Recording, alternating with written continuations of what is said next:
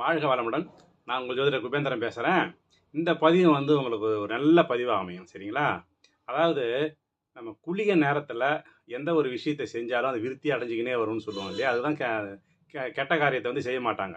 அதனால் என்ன பண்ணுங்க, ஒவ்வொரு நாள்லையும் வர குளிகை நேரத்தில் ரூ. 1 காயின் இருக்குங்களா, அதை எடுத்து நல்லா கழுவிங்க. நல்லா சுத்தம். ஏன்னா 4 பேர் கையில் பட்டு வரும். அதனால் கழுவிட்டு, சுத்தமாக கழுவிட்டு, அதில் பச்சை கருப்புறங்க இல்லையா, போட்டு நுணுக்கி நல்லா பூசிடுங்க. பூசிட்டு நீங்கள் எப்போ எங்கெங்கே கேஷ் வச்சு பணம் வச்சு எடுப்பீங்களா, உங்கள் பீரோ இல்லை கேஷ் பாக்ஸு, ஆஃபீஸ் ஆகணும், வீட்டில் இருந்தாலும் அந்த இடத்துல அந்த ரூ. 1 காயினை வச்சுருங்க.